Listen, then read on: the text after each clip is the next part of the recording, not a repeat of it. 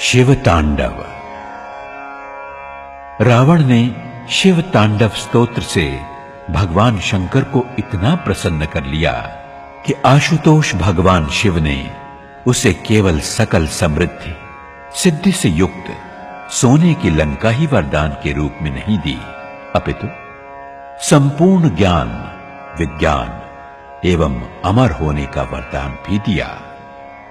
रावण रचित शिव तांडव स्तोत्र के सुनने मात्र से व्यक्ति समस्त बाधाओं से छूटकर समृद्धि, संपत्ति और संतति प्राप्त करता है।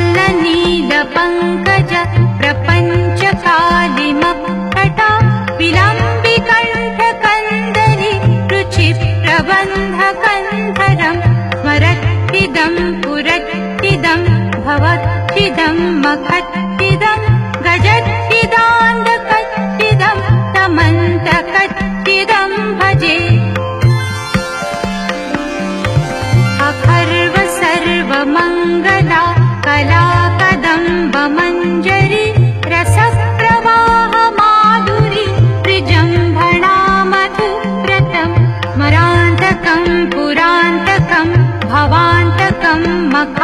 ताण्डवताण्डवताण्डकम् गजान्तकान्तकान्तकम् तमन्तकान्तकम् भजे।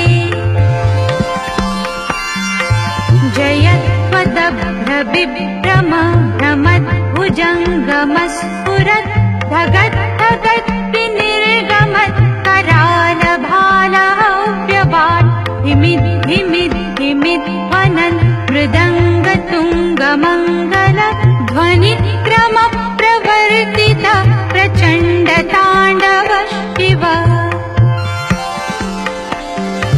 दृशद्विचित्रतल्पयोर्भुजङ्गमौक्तिक रजोर्गरिष्ठरत्नलोष्टयोस्सुहृत् द्विपक्षपक्षयो ऋणारविन्दचक्षुषो प्रजामही महेन्द्रयो समं प्रवर्तयन्मनः कदा सदा शिवं भजे। कदा निलिम्पनिर्झरि निकुञ्जकोटरे वसन् विमुक्तदुर्मति सदा शिरस्थमञ्जलिं वहन् विमुक्तलोललोचना ललामभाललग्नक शिवेति मन्त्रमुच्चरन् कदा सुखी भवाम्यहम्।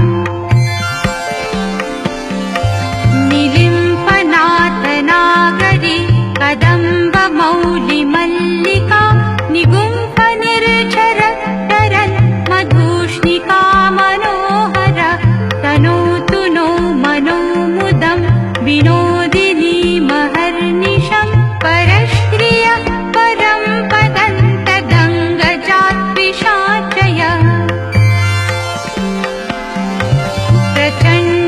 प्रचण्डवाडवानल प्रभाशुभप्रचारिणि महाष्टसिद्धिकामिनी जनावहूतजल्पना विमुक्तवामलोचना विवाहकालिकध्वनि शिवेति मन्त्रभूषणो जगज्जयाय जायताम्। इमं हि नित्यमेव मुक्तमुत्तमोत्तमं स्तवं पठन् स्मरन् ब्रुवन्नरो विशुद्धिमेति सन्ततं हरे गुरौ सुभक्तिमाशु याति नान्यथा गतिं विमोहनं हि देहिनां सुशङ्करस्य चिन्तनं सुशङ्करस्य चिन्तनं सुशङ्करस्य चिन्तनम्।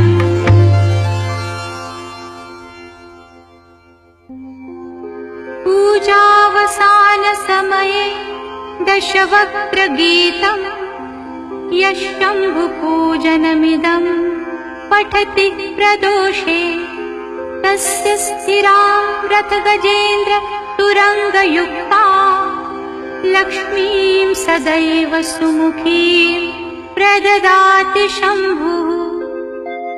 इति श्रीरावणविरचितं शिवताण्डवस्तोत्रम् सम्पूर्णम्।